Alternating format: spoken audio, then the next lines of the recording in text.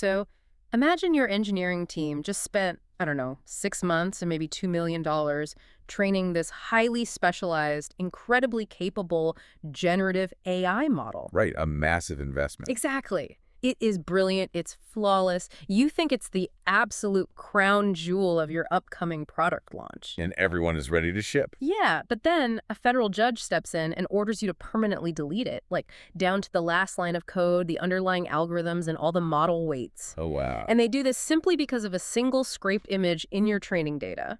Welcome to the deep dive. I mean, it is the ultimate nightmare scenario for a tech company, and it is actually happening. It really is. That concept, algorithmic disgorgement, is just one of like a dozen massive existential threats currently lurking in the regulatory shadows. Precisely. If you are listening to this right now, you are likely a SaaS founder or maybe an engineering lead or a product manager who is currently building in the AI space. Yep. And we're here today because that old era of, move fast and break things in artificial intelligence, that is completely over. Oh, it's dead and buried. We are now firmly in the era of move fast and get fined out of existence. You are on a massive accelerating collision course with AI compliance deadlines that are hitting your product roadmap right now.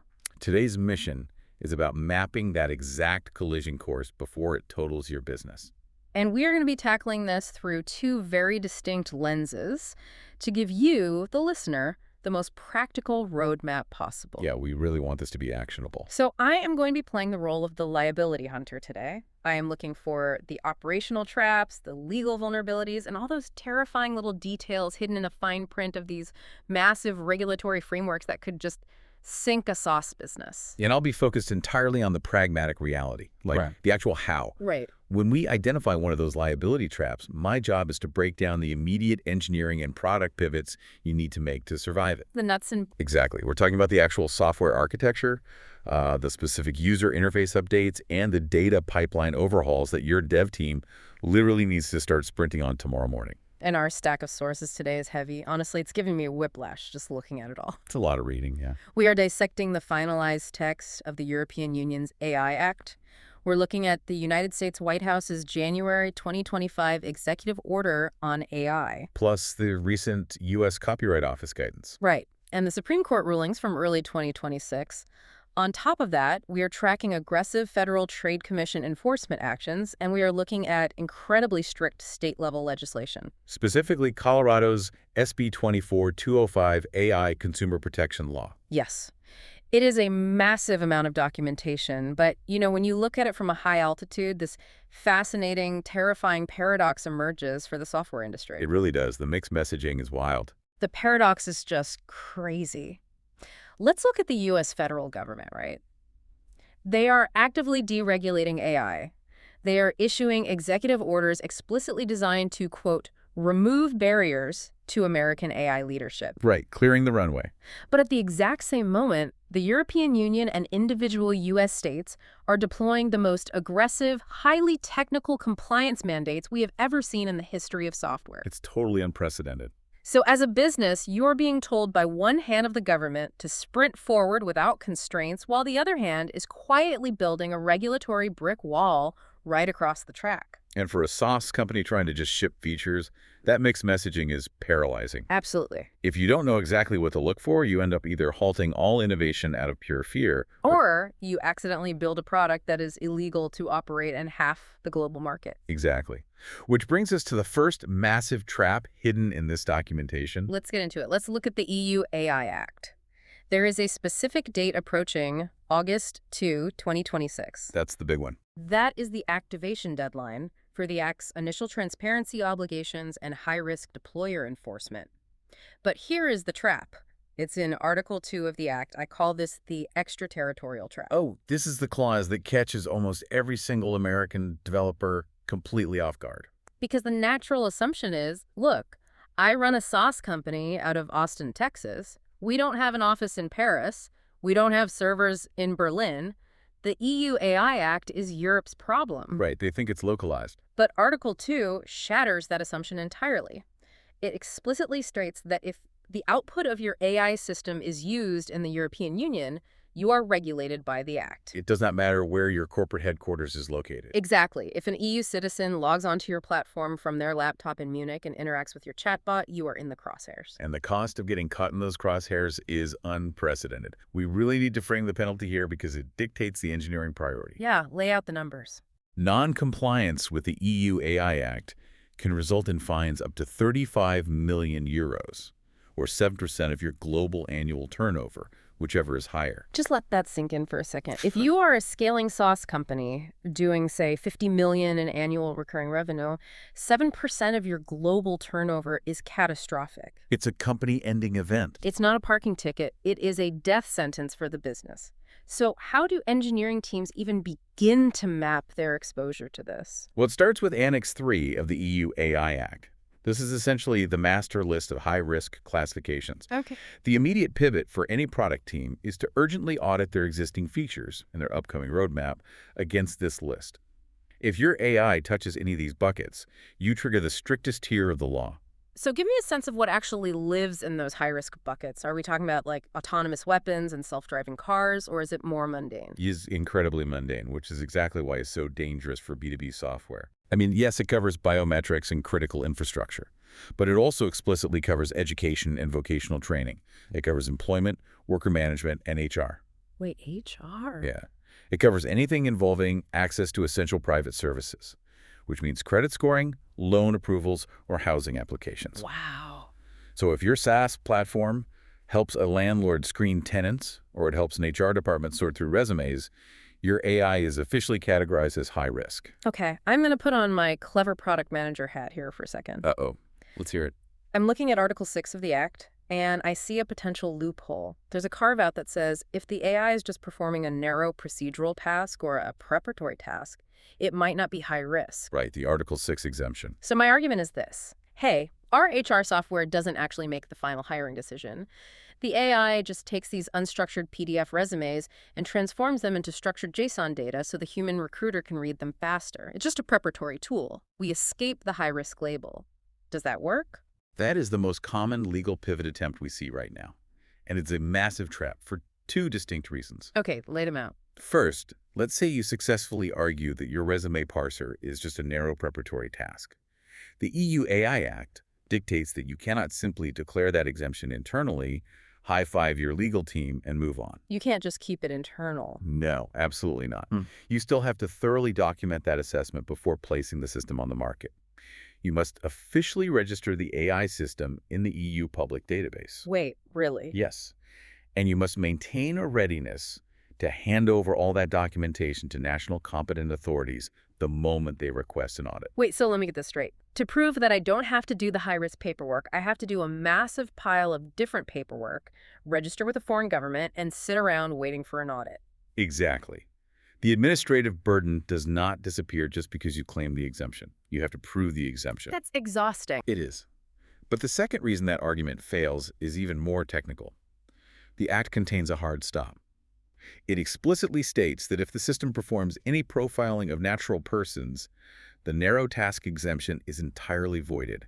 It is automatically high risk. Okay, define profiling in this context, because computationally speaking, every machine learning model is profiling data. That's what they do. Right. But in the eyes of the regulators, profiling means using automated processing of personal data to evaluate certain personal aspects relating to a human being. Like what, specifically? Specifically to analyze or predict aspects concerning their performance at work, their economic situation, health, personal preferences, interests, reliability, behavior, or location. Okay, so applied to the resume parser. If your resume parser simply extracts a phone number, you might be safe. But if it groups candidates by years of relevant experience or predicts likelihood of culture fit, you are predicting performance. Got it. You are profiling. You are high risk, period. So the loophole is basically painted on a brick wall, like a Wile E. Coyote cartoon. Exactly. You're going to crash right into it. Assuming we accept our fate then, and we realize our product is high risk, what is the immediate engineering pivot? Because this feels like something that goes way beyond having the legal team just update the terms of service. Oh, way beyond. This requires a fundamental architectural overhaul at the database layer. Okay, tell me about that. Let's look at Article 12, which mandates event logging schemas. The law requires that high-risk systems must be technically designed to allow for the automatic recording of events, basically system logs, over the entire lifetime of the AI to ensure absolute traceability. But wait, every SaaS product already does this. We have AWS CloudWatch, we have Datadog, we have Sentry, we log everything. Why is this suddenly a crisis? Because standard DevOps logging is completely useless here. Think about what CloudWatch actually captures. Uptime, errors. Right, it captures server health, API latency, HTTP 500 errors, memory spikes. It captures the state of the infrastructure. The EU AI Act doesn't care about your infrastructure. It demands an auditable record of the inference state. The inference state. Okay, what does that actually mean for the back-end developer building the database schema? It means the law is demanding a highly specific, distinct data layer. Article 12 specifies that you need to record the exact start date and time and end date and time of each individual use of the system. Okay, that's doable. But wait, you also need to log the specific reference databases against which input data was checked. Oh. Yeah. For example, if your AI performs a vector search to answer a user's question, you must log exactly which document embeddings were retrieved to form that answer. So the exact vector match. Right. You must log the exact input data provided by the user. Mm. And you have to retain all of this in an immutable format for at least 6 months. I'm trying to picture the storage costs of that. It's massive. If I have a million users chatting with an LLM, and I have to log the prompt, the context window, the vector database retrieval, the output generation time, and the final response for every single interaction, and keep it hot for 6 months. That is an astronomical amount of data. I literally have to build an entirely separate, immutable API pipeline just for regulatory audits. It's like building a financial ledger, but for a chatbot. That is the perfect analogy. It is a regulatory ledger. When the European AI Office initiates an audit, you cannot just hand them a massive, messy JSON export from Datadog and tell them to figure it out. Here's our Sentry logs. Good luck. Yeah, they will fine you immediately for that. Yeah. You must be able to query this specific schema and hand them a clean, chronologically perfect ledger of exactly what the AI did, what data it touched, and when. Wow. Building that pipeline is a multi-month engineering sprint. And honestly, if you haven't started yet for that August 2026 deadline, you are already behind. That is terrifying on a back-end infrastructure level. But as I read further into the Act, there is an operational requirement that seems like it completely breaks the user experience. You're talking about Article 14. Yes. Article 14, manual overrides and the stop button. The regulators are trying to address something they call automation bias. Right. So automation bias is the well-documented psychological tendency for humans to blindly trust the output of an automated system. Even when it's visibly wrong. Exactly, even when it's visibly incorrect. We just assume the machine knows better. The EU regulators are terrified of this, particularly in high-risk areas like healthcare or credit scoring. So they are mandating human oversight. But how does the law actually translate that into software requirements? Because you can't just write, please oversee this in the code. Right. It dictates extremely specific UI and UX mandates. Human overseers must have explicit built-in tools within the software to override, disregard, or reverse an AI output. Okay. The system cannot just execute an action autonomously without a manual intercept window. Furthermore, the Act requires a built-in stop button or a fail-safe procedure. A literal stop button. Yes, a human must be able to hit a button and bring the entire AI system to a halt in a safe state. Okay, let's unpack the technical reality of a stop button for a generative model. Because if you have a traditional deterministic software program, stopping it is easy, you just kill the process. Right, terminate the task. But if an LLM is mid-generation on a massive asynchronous batch process, or it's streaming tokens to a client, hitting stop without corrupting the entire pipeline, breaking the user state, and causing a massive memory leak is incredibly complex. It is an absolute nightmare for state management. You have to build graceful degradation and interrupt handling into microservices that were designed to run continuously. And I imagine the requirements get exponentially more intense depending on the use case. Oh, absolutely. Let's look at biometric identification systems, say, an AI that verifies a user's identity via facial recognition to grant access to a secure platform. Like unlocking a banking app. Exactly. The law requires an enhanced human oversight UI for that. Enhanced oversight. Does that just mean a manager has to check the system logs once a week, or are we talking about a literal 2 keys to launch the nuclear missile scenario? It is exactly the two key scenario. You've got to be kidding me. I'm not. The law states that no action or decision can be taken Yeah. based on the AI's biometric identification unless that identification has been separately verified and confirmed by at least two natural persons. Two human beings have to manually approve every single AI match. That completely destroys the efficiency gains of using the AI in the first place. Yeah. The whole point of automated identity verification is that it takes milliseconds. If I have to route that match to a dashboard where employee A clicks approve, and then route it to a second dashboard where employee B reviews the exact same logs and clicks approve, the UX latency goes from milliseconds to hours. And that is the intended feature, not a bug. Seriously. Seriously, the regulators are intentionally injecting friction. They want to slow down high-risk AI to ensure safety. That's wild. The engineering pivot here is that your product team has to completely redesign your workflow engines. You have to build asynchronous dual verification queues into your UI without making the software feel utterly broken and unusable to the end client. Good luck to the UX designers on that one. Okay, so that is the high-risk nightmare.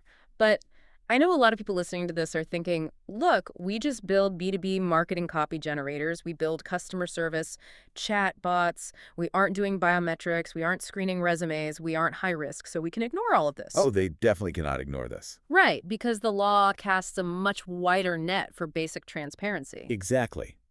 Even if you completely escape the high-risk classification, you are almost certainly caught by Article 50 of the EU AI Act. What does that cover? This governs systems that interact directly with users. And the mandate is simple but profound. By August 2026, it must be completely transparent to the user that they're interacting with an AI. And I'm assuming this isn't something you can just bury on page 40 of your Terms of Service Agreement in size 6 font. Not at all. It requires an immediate UI update. If your SaaS features a chatbot, a content generator, or an automated recommendation engine, there must be a clear, unambiguous disclosure at the exact point of interaction. So the chat window itself must explicitly state you are interacting with an AI. Yes, right on the screen. But the transparency requirement goes much deeper than just a text label on a screen. The source material talks extensively about watermarking. Yes. Article 50 also mandates that providers of AI systems generating synthetic audio, image, video, or text must ensure the outputs are marked in a machine-readable format and detectable as artificially generated. Okay, so we aren't talking about a visible watermark like a translucent Getty Images logo plastered across a photo. We are talking about something embedded. I visualize this as a digital nutrition label permanently burned into the underlying metadata of the exported files. That is the perfect way to visualize it. But technically, how do you achieve it? Standard metadata, like XIF data on a photograph, is incredibly fragile. Right. The moment a user uploads that photo to a social media platform or compresses it, standard metadata is stripped away to save space. Exactly. It's gone instantly. So how does an engineering team build a permanent digital nutrition label that survives compression and cross-platform uploads? They have to pivot to cryptographic methods.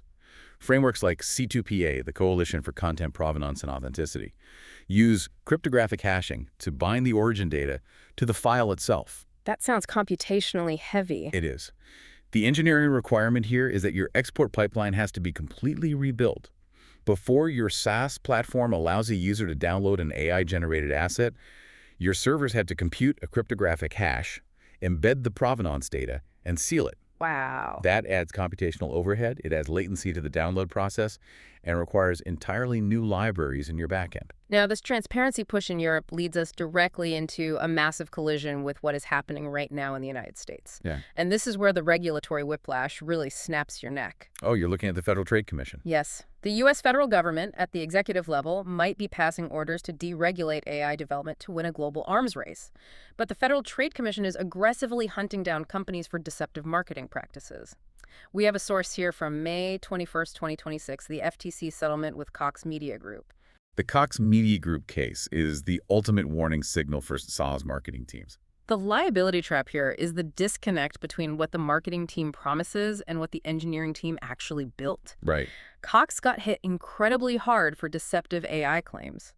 If your SaaS landing page says, our AI handles 100% of your customer service automatically without human error, and the technical reality is that the underlying LLM hallucinates 10% of the time and requires a human in the loop to review edge cases, the FTC considers that a deceptive practice. You are lying to the consumer about the nature of the product. Exactly. The pivot there is immediate and non-technical. You have to audit every single marketing claim, every sales deck, Yeah. every piece of website copy, and align it perfectly with the known limitations of the model. Just tell the truth. Yeah, but the FTC didn't stop at marketing. Yeah. There's a deeply technical FTC pivot hidden in these sources too. You're talking about the deepfake rule. Yes. On May 19, 2026, the FTC finalized a highly specific rule regarding deepfakes, targeting platforms that allow the generation or hosting of non-consensual intimate imagery. Okay, what's the mandate? The rule mandates a strict service-level agreement. Platforms must remove this content within 48 hours of it being reported. 48 hours. I mean, if you are a platform with millions of users generating thousands of images an hour, a 48-hour SLA is an incredibly tight window for a human moderation team. In fact, it's probably impossible. It is mathematically impossible for a purely human team to scale to that volume. The engineering pivot here is that you must abandon reactive moderation. Meaning you can't just wait for a report ticket. Exactly. You cannot wait for a victim to find the deepfake and submit a report. Your pipeline must become proactive. How does that actually work in the pipeline, though? You have to build secondary safety models. Like a filter. Sort of. When a user submits a prompt, it doesn't go straight to the main image generator. It first goes to a lightweight classifier model that analyzes the text prompt for policy violations. Oh. If it passes that, the image is generated. But before it is rendered on the user's screen, a third computer vision model analyzes the pixel output to ensure the AI didn't hallucinate intimate imagery from a seemingly benign prompt. So you were essentially building a gauntlet of AI models just to police your main AI model. That's exactly what you're doing. If you allow user-generated AI content on your SaaS, you need this automated multi-layered safety net.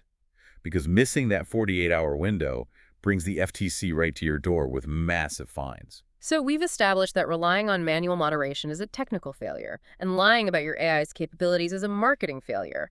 But neither of those are the trap that actually keeps founders awake at night. No, they aren't. Let's explore the legal earthquake that happened in the spring of 2026, the copyright trap, or, more simply, who actually owns the output. The entire legal landscape on this shifted in a matter of months. It was a brutal 1-2 punch. First, you have the U.S. Copyright Office releasing their Part 3 report on generative AI training in May 2025. Right. They clearly indicated that training generative AI on unlicensed copyrighted material is unlikely to qualify as fair use if the outputs compete with the original works in the marketplace. That was the warning shot. Exactly.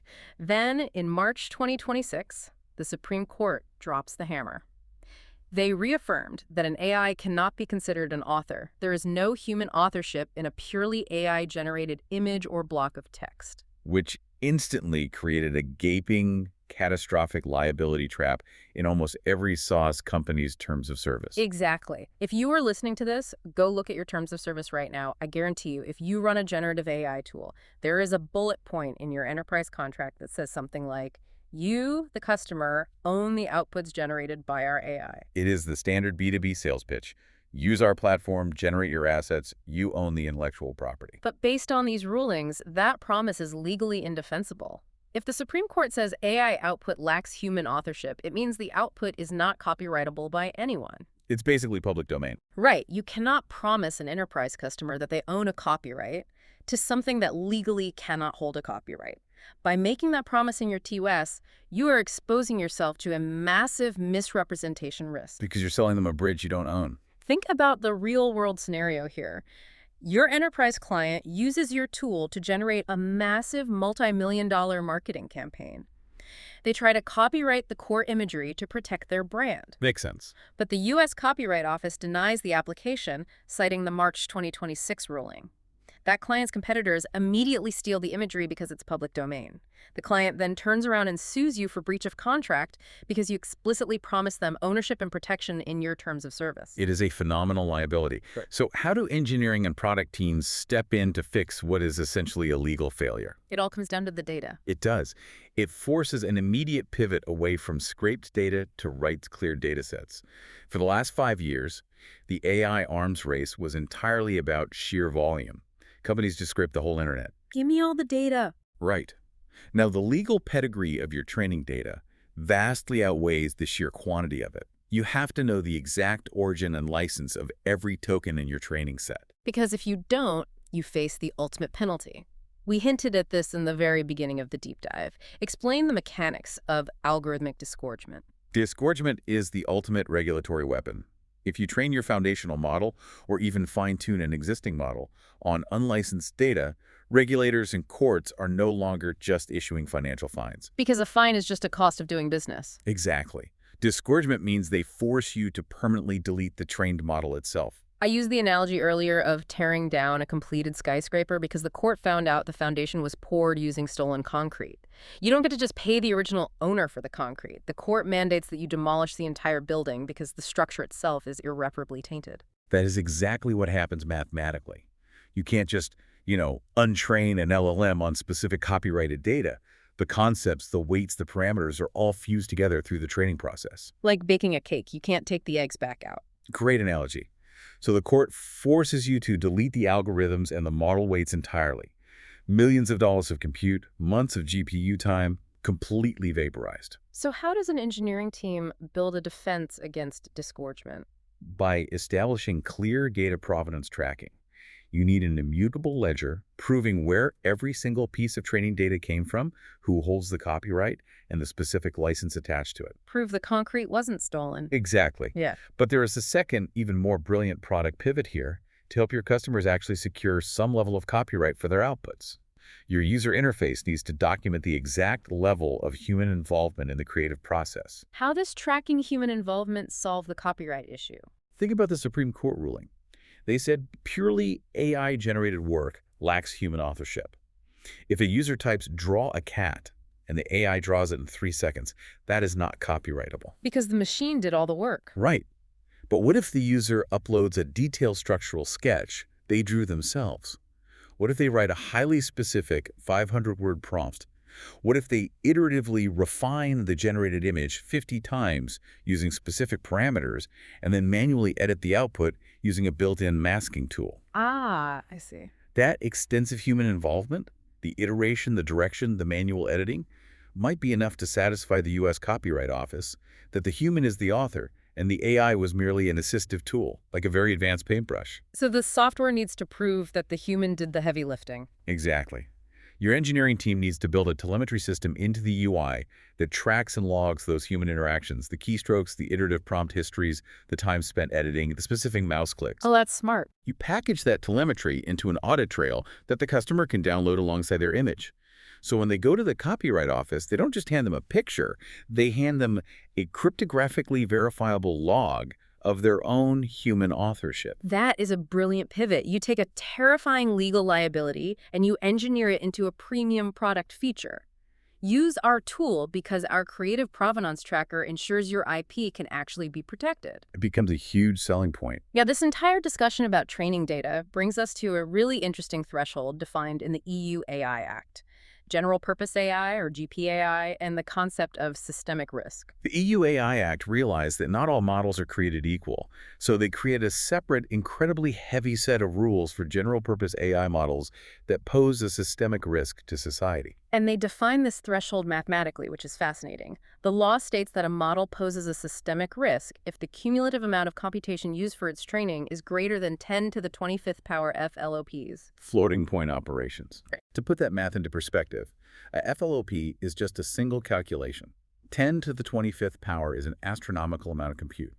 You are talking about thousands of the most advanced NVIDIA H100 GPUs running continuously for months in a massive data center, consuming the energy equivalent of a small city. So it's huge. This threshold is specifically designed to target the absolute largest frontier models. We are talking about GPT-5, the largest Claude models from Anthropic, Google's Gemini. So here's the question that every founder is screaming at their dashboard right now. I am not Sam Altman. I am not running a billion-dollar data center. I am an average SaaS founder who built a specialized user interface wrapped around the OpenAI API. Does this 10 to the 25th FLOP threshold actually matter to me in any practical way? It absolutely matters, and it matters because of supply chain dependency. Walk me through the mechanics of that dependency. Yes. So the heaviest compliance burdens fall directly on the foundational model providers. OpenAI, Anthropic, Google, they're the ones who have to conduct mandatory adversarial testing, red teaming, severe cybersecurity audits, and mitigate systemic risks at the European Union level. They carry the heavy bags. Right. They also have to publish a highly detailed, publicly available summary of their training data. But as a downstream SaaS deployer, your product's functionality is entirely dependent on their legal compliance. Ah, I see the trap. If my upstream provider gets shut down. Your entire SaaS product breaks instantly. Yeah. Let's say the European AI office investigates your underlying API provider and finds that they lack a sufficient copyright policy or they failed their adversarial safety testing. The EU has the power to restrict or entirely withdraw that model from the market. And if you rely on it. If you built your entire startup relying strictly on that specific model's API and it gets geo-blocked in Europe tomorrow morning, your product is dead in the water. So you cannot have a single point of regulatory failure in your tech stack. Exactly. The engineering pivot is that you must ensure your upstream providers are fully compliant. But more importantly, you need to build a multi-model architecture. Redundancy. Yes. You need an abstraction layer in your code base so that if Model A gets regulated out of existence or geo-blocked in a key market, you can hot swap your API calls to Model B without your end users ever noticing a disruption in service. That makes total sense. You have to build resilience against someone else's regulatory failure. Now, regarding these foundational models, I did notice a very interesting carve-out in the text regarding open source models. Oh yes, the open source exemption. The Act states that open source models, where the weights, parameters, and architecture are made publicly available under a free license, are exempt from a lot of these transparency requirements. True, the regulators wanted to protect open source research and not stifle academic development. But it is a massive liability trap if a SaaS founder thinks using an open source model is a get-out-of-jail-free card for compliance. Right, because the exemption completely vanishes under two very specific conditions. First, if the open source model is so massive that it hits that 10 to the 25th FLOP systemic risk threshold, the open source exemption is void. It is fully regulated. Which mostly applies to the giants. Exactly. Second, and this is the one that will actually hit our listeners, if you take a small, perfectly legal, exempt open source model and you integrate it into a software system that is classified as high risk, under Annex 3, like that resume screening tool we talked about earlier, the open source exemption is completely gone. Exactly. You cannot use an open source license as a liability shield when deploying high-risk applications. The regulatory burden simply transfers from the model creator directly to you, the deployer. You inherit the problem. You do. You still have to build the 6-month logging schemas, you still have to build the manual override UI, and you still have to do the risk assessments, even if the base model was free and open to the public. Okay, we have spent a lot of time in Europe. Let's bring this back to the United States, because this is where the political whiplash really hits the operational reality. We need to look at navigating state-level patchworks versus federal deregulation. The timeline of these documents is critical to understand the dynamic here. Let's look at the federal level first. Right. On January 23, 2025, the White House issued an executive order titled Removing Barriers to American Leadership in Artificial Intelligence. Right. The text of the order states that its core mission is to sustain U.S. global AI dominance, promote economic competitiveness, and ensure AI systems are free from ideological bias. To achieve this, the order explicitly revokes the previous administration's major AI regulation executive order 14110. It literally directs federal agencies to suspend or rescind any regulations that present obstacles to AI innovation. And if you are a SaaS founder reading the tech blog summarize that executive order, you might fall into a very dangerous, complacent trap. We're free. Exactly. Yeah. You might look at the federal government actively clearing the regulatory highway and think, great, compliance is dead in the U.S. The government wants us to build. We can ignore the legal team and just ship code. But that is a total reality distortion field, because the federal deregulation push hasn't eliminated the desire to regulate AI. It has just forced all of that regulatory energy down to the individual state level. Nature abhors a vacuum, and so do regulators. Which brings us to the state-level reality check. Let's look at Colorado's SB 24205. This is the Consumer Protections for Artificial Intelligence Act. This law is terrifyingly specific, and the timeline is incredibly aggressive. It goes into effect in early August 2026, with the rules for high-risk systems kicking in even earlier on February 1st, 2026. And this law completely undermines the idea of a deregulated, freewheeling U.S. market. Colorado places a strict legal duty of reasonable care on both developers and deployers of high-risk AI systems to protect consumers from algorithmic discrimination. And pay attention to how Colorado defines high risk. It is very similar to the EU's definition. If your sauce makes, or is a substantial factor in making, consequential decisions, meaning decisions that materially impact a consumer's access to housing, employment, credit, healthcare, or insurance, you are in scope of the law. So what is the engineering pivot for Colorado? If you sell software nationally, you can't just easily geo-block IP addresses from Denver and ignore the law. People use VPNs anyway. Exactly. If you want to operate in the U.S., this requires you to complete deep, documented impact assessments and annually review your system for algorithmic discrimination. But the hardest part is the consumer-facing requirement. Right. The UI requirements under the Colorado law are intense. Very intense. If your AI makes a consequential decision about a user, say, rejecting their application for an apartment, you must explicitly notify them that an AI made the decision. Okay, a notification. But it goes way beyond notification. Colorado requires you to build a user interface that allows the consumer to view and correct any incorrect personal data that the AI used to make that decision. That's a whole new dashboard. It is. And crucially, you must provide the consumer with a built-in opportunity to appeal the AI's adverse decision via human review. Let me make sure I understand the workflow implications of this. The federal government clears the highway. No speed limits at the national level. But states like Colorado are installing heavy, mandatory toll booths on their borders. Right. If I am building a FOSS product and I want to sell it nationally across all 50 states, I cannot logically maintain 50 different compliance architectures. I cannot build a version of the app for Texas that is fully autonomous and a version for Colorado that requires human review. I have to build my software to meet the strictest state standard anyway. Exactly. You are building to the Colorado standard, or the upcoming Connecticut standard, or the California standard, regardless of what the White House executive orders say, because the liability at the state level is actively enforced by the state attorney general. And under Colorado law, violating this AI Act is officially classified as a deceptive trade practice. It is incredible. The macro and political environment screams deregulation, but the micro operational reality for a developer is hyper-regulation.